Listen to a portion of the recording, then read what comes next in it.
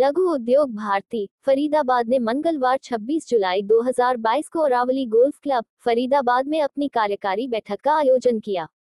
इस बैठक को साइबर अपराध और भूजल का निष्कर्षण विषय पर एक सेमिनार के साथ जोड़ा गया था।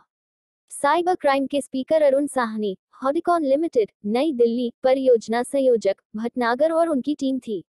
उन्होंने और उनकी टीम ने साइबर अपराध और उससे जुड़ी सावधानियों के बारे में विस्तार से बताया। और भूजल निकासी के लिए बी कौशिक, पूर्व क्षेत्रीय निदेशक CGWB, भारत सरकार, जिन्होंने हरियाणा भूजल अधिनियम 2020 के बारे में अपनी प्रस्तुति के माध्यम से विस्तार से बताया।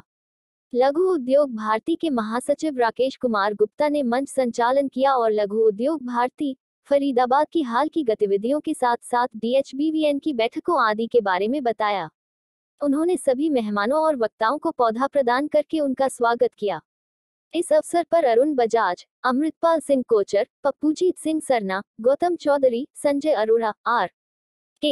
चावला और लघु उद्योग भारती के कई वरिष्ठ सदस्य सहित समाज के अन्य प्रतिष्ठित व्यक्ति जैसे कि आनंद मेहता इत्यादि कई हस्तियां वहां मौजूद रही। अमृतपाल सिंह कोचर ने धन्यवाद और जलपान के साथ समारोह का समापन किया। सबसे पहले कि आप लोगों ने हमको मौका दिया यहाँ आने का, और ये जैसा कि सर ने पहले बताया, ये गवर्नमेंट ऑफ इंडिया का एक प्रोजेक्ट है जो साइबर क्राइम के ऊपर है। आपको याद होगा कि मोदी जी ने जब डिजिटल इंडिया स्टार्ट किया था तो उस समय सारी चीज़ों को लिंक कर दिया था फ़ोन के साथ, क्योंकि आपकी कोई भी ट्रांजैक्शन हो या आपका कोई भी काम हो, अब आप मोबाइल के बिना अधूरे हैं, हम कोई नहीं कर पाते हैं। लेकिन ये एक्चुअली में प्रोग्राम बहुत पहले स्टार्ट हो जाना था, ड्यू टू कोविड ये लोग हम लोग कर नहीं पाए, गवर्नमेंट इसको सैंक्शन नहीं कर पाई, क्योंकि ग्रुप में हम लोगों को इकट्ठा किया नहीं जा सकता था। खैर एनीवे, देर है दुरुस्त है, शुरू हुआ ये प्रोग्राम। अभी हम लोगों को ये पायलट प्रोजेक्ट है, क्योंकि ये देखिएगा कि मोबाइल एप्लीकेशंस, मोबाइल के जो भी प्रोग्राम्स हैं, ये अब आपके आधार के साथ में भी लिंक है, आपके बैंक के साथ में भी लिंक है, आपके डेली यूजेस के साथ में भी ये लिंक है। इसके बिना आप काम नहीं कर सकते, चाहे आप इंडस्ट्री में हो, चाहे आप इंडिविजुअल हो या कुछ भी हो। और इसको शुरू करवाने का जो श्रेय है वो हमारे भटनागर साहब हैं, जिन्होंने इस प्रोजेक्ट को हेड किया था, और अखिल ने इसको डिज़ाइन किया था, और साइबर की हेल्प हमने विनय जी से ली थी, और मैं कोऑर्डिनेटर हूँ जो आप सब लोगों के साथ मिलकर इस प्रोग्राम को हम आगे बढ़ा रहे हैं। अभी हमको सिर्फ ये 4 डिस्ट्रिक्ट मिली हैं, इसमें से फरीदाबाद पहली है, उन्होंने पहले फरीदाबाद दी। उसके बाद अभी हम नेक्स्ट अगस्त में फर्स्ट वीक में हम लोग जा रहे हैं अम्बाला, कुरुक्षेत्र एंड करनाल। ये हम लोगों को मिले हैं 4 डिस्ट्रिक्ट करने के बाद में। देन अगर गवर्नमेंट खैर बड़ी सेटिस्फैक्ट्री रिपोर्ट्स आ रही हैं सब जगह से, और फरीदाबाद से स्पेशली क्योंकि हमने प्रोग्राम किए हैं, एंड बाकी के लोग भी चाहते हैं। बाकी देखिए, गवर्नमेंट अगर चाहेगी तो इसको ऑल इंडिया लेवल के ऊपर इसको इनिशिएट किया जाएगा। सो ज़्यादा टाइम नहीं लूँगा, मैं जस्ट स्टार्ट करता हूँ।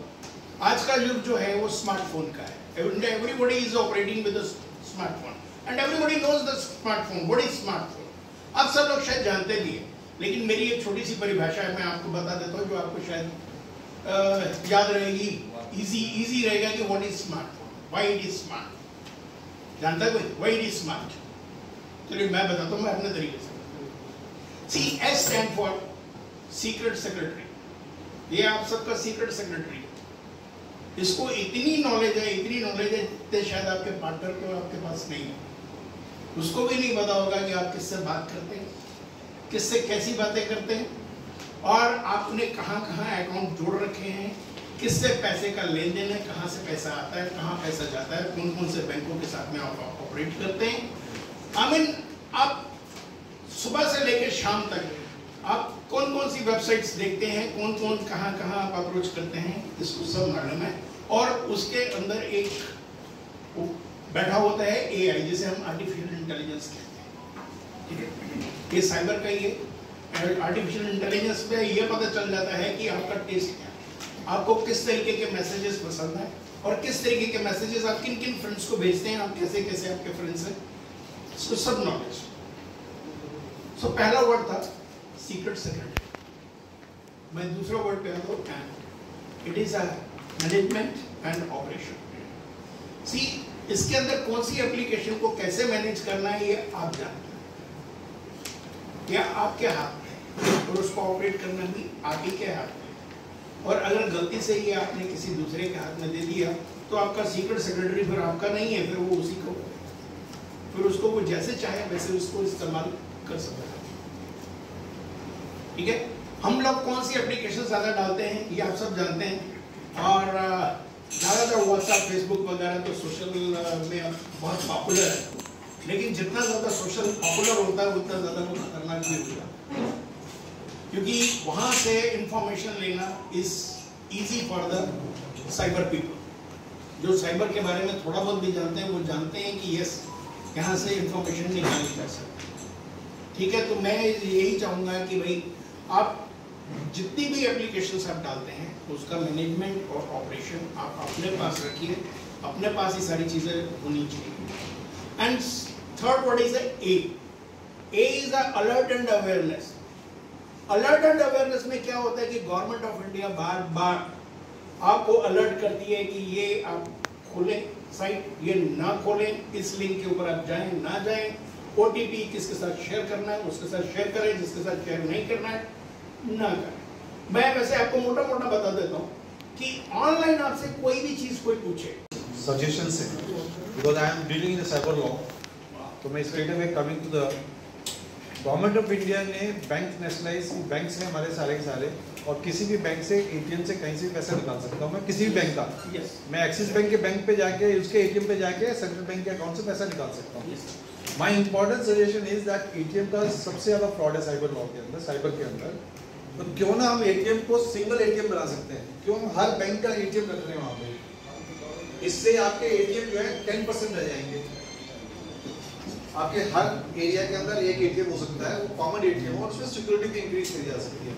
व्हाट आई मीन टू से सारे बैंकों के एटीएम हटा के केवल by chance we have a one single ATM of instead of having a multiple banks.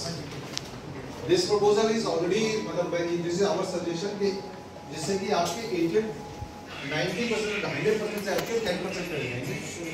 दूसरा सजेशन ये है कि जो गवर्नमेंट ऑफ इंडिया ने डिजी बैंक बना दिया है, प्रॉब्लम ये आती है कि जिस जगह में मैं जाता हूँ, चाहे मैं किसी बैंक में चला जाऊँ, चाहे मैं आरटीओ ऑफिस चला जाऊँ, कहीं भी आपको बार बार मेरे से वो पैन नंबर, आधार नंबर सब कुछ मांगते हैं। जबकि अगर बैंक में मेरा एक अकाउंट खुला हुआ है तो मेरे डॉक्यूमेंट ऑलरेडी सबमिटेड है सारे के सारे, लेकिन बाद में जब भी किसी बार में जाता हूँ वो मेरे से फिर पैन नंबर मांगते हैं, फिर आधार नंबर मांगते हैं। तो जब डिजी बैंक खुल चुका है और डिजी बैंक में सारे डॉक्यूमेंट अवेलेबल हैं डिजिटली, विच इज जिसमें गवर्नमेंट ने बोला है कि आईटी एक्ट के अंदर ये डॉक्यूमेंट बिल्कुल वैलिड है, तो हम क्यों बार बार डॉक्यूमेंट मांगते हैं? उससे भी एक बार बार जो मांगते हैं तो वो दान देने की आदत पड़ जाती है। फिर वो ये कि आपको हाँ जी चाहिए होगा तो चाहिए होगा। अगर आप अभी फ़ोन एक्सचेंज कराएं, आपसे सारे डॉक्यूमेंट अपने मोबाइल पे लेके चला जाएगा। अब वो डॉक्यूमेंट कहाँ का पास होते हैं? This are my two important suggestion because you are from government of IT industry, that's why I am giving this two suggestion. Thank you. Thank you sir. हाँ प्लीज प्लीज। एक तो ये ना कि री-केवाईसी हमेशा बैंक वाले करवाते रहते हैं, every 2 years 3 years, is it mandatory? Sir ऐसा है कि आरबीआई के अगर आप गाइडलाइंस देखें, टाइम टू टाइम वो चेंज होती रहती है और टाइम टू टाइम में उसमें कुछ अमेंडमेंट्स आती रहती हैं। सो जैसे जैसे अमेंडमेंट्स आती हैं तो वो अपने, it depends on a bank, it depends आपका उनके साथ कितना अच्छा रिलेशन है। अगर आप डेली ट्रांजेक्शन कर रहे हैं तो फिर वो नहीं लेंगे। अगर आपने 6 महीने बाद कहीं जाके ऑपरेट किया तो दे जस्ट न्यू इट कि भी कौन कर रहा है। नहीं सर, हर बैंक 2 साल बाद में री-केवाईसी करती है, every bank ask for it, कोई भी डॉक्यूमेंट सेम, वही आधार कार्ड, पैन कार्ड, ये सर वैसे तो उनको नहीं करना चाहिए जैसे सर ने बोला, क्योंकि ऑलरेडी उनके पास रिकॉर्ड्स हैं। सिर्फ पता नहीं है, I mean don't know other they are not sure और या उनको लोगों इतना एजुकेट नहीं किया हुआ है। उनको पता है कि भाई उनके पास ऑलरेडी पड़ा, लेकिन वो just they want to verify कि भाई ये आदि जर्मन है या नहीं है। तो वेरीफाई तो जब मेरे पास आ रहे हैं, they are always verifying. They are coming to you Yes, personally. yes. And Does the bank ask me fill out these documents. वो मेरे पास आके मेरे से डॉक्यूमेंट्स मांगते हैं। फिर किस चीज की केवाईसी? सर वैसे ऐसा होना नहीं चाहिए। सर ये हुआ है, कह रहे हैं आपके माध्यम से ये बात सरकार नहीं बिल्कुल जाएगी सर, जल्दी सर ये होता है genuinely, इसलिए मैं कह रहा हूँ, मैं कोई वेग क्वेश्चन आपसे नहीं कर रहा हूँ। सर मैं बिल्कुल ठीक कह, आप बिल्कुल ठीक कह रहे हैं, क्योंकि आरबीआई अगर आप देखें उसकी हर 6 महीने बाद कोई ना कोई नई गाइडलाइंस आ जाती है। Sir, how do we know about it? Sir मैं इसलिए बोल रहा हूँ alert and awareness is more important. और दूसरी चीज, सबसे सेफ साइट गवर्नमेंट की होती है, जिस भी अगर आप वेबसाइट पे जाते हैं उसके लास्ट में अगर gov.in लिखा है तो वो गवर्नमेंट ऑफ इंडिया की वेबसाइट है। अगर हम दूसरी वेबसाइटों पर एडवर्टाइजमेंट वाली वेबसाइटों पे जाते हैं तो गवर्नमेंट उसकी गारंटी नहीं लेती है। नहीं सर, यहाँ आप डिफरेंट जा रहे हैं। ये बोल रहे पेपर मांग रहे, घर पे आके फिजिकल पेपर लेके जा रहे हैं। पेपर्स में से हर बार क्यों री-केवाईसी बात नहीं हो रही है, ये फिजिकल पेपर बोल रहे हैं कि और ये री-केवाईसी दे विल ऑलवेज से री-केवाईसी करनी है। यस, दे से कि 5 इयर्स में उनको करना पड़ता है। 2 साल, 5 साल, 3 साल, whatever it is. But why do they need it? मेरा तो ये पूछना, मेरा एक रनिंग एक वैसे तो सर आप अपने बैंक से पूछ सकते हैं कि बार-बार क्यों मांग रहे हो। 90% वो बोलते हैं आरबीआई की गाइडलाइंस है, वही बोल रहे हैं। वो भी जो आपने बोला वो भी यही बोल रहे हैं। सर आरबीआई की गाइडलाइंस है तो उनके पास नोटिफिकेशन की कॉपी आती है, उनसे आप मांग सकते हैं नोटिफिकेशन की कॉपी दी गई है। फिर सवाल ये, आरबीआई की गाइडलाइंस ऐसी क्यों है कि हर 2 साल में या 3 साल में री-केवाईसी करवाइए? पॉलिसी अमेंडमेंट करवा दो। Why do we need it? मैं तो ये कह रहा हूं सर देखिए, जब भी कभी अकाउंट में चेंजेस होती है, जैसे अगर आप सपोज कीजिएगा कि आपने कोई, सर मैं आपसे ये कह रहा हूं कुछ चेंजेस नहीं है। री-केवाईसी का नाम वर्ड होता है री-केवाईसी है। इसके लिए नोट कर लेगा। सर एक बात बताइए, जब बैंक में कर्मचारी होते हैं, अगर वही कोई उनमें से कोई फ्रॉड करे, आपके अकाउंट में से कोई डिटेल्स चेंज कर दे और आपके साथ फ्रॉड होने लग जाए, तो आप क्या करेंगे? इसलिए बैंक क्या करता है कि आपसे ईयरली कराता है। वैसे तो अपने आप खुद ही जाना चाहिए कि मेरा फोन नंबर तो चेंज नहीं कर दिया किसी ने।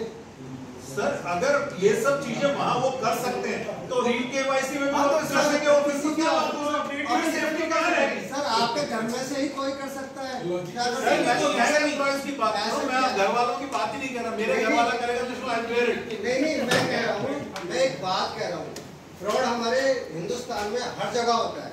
हिंदुस्तान में क्या पूरे वर्ल्ड में हो पूरे रहा है। वर्ल्ड में होता है। कहीं भी कोई भी आदमी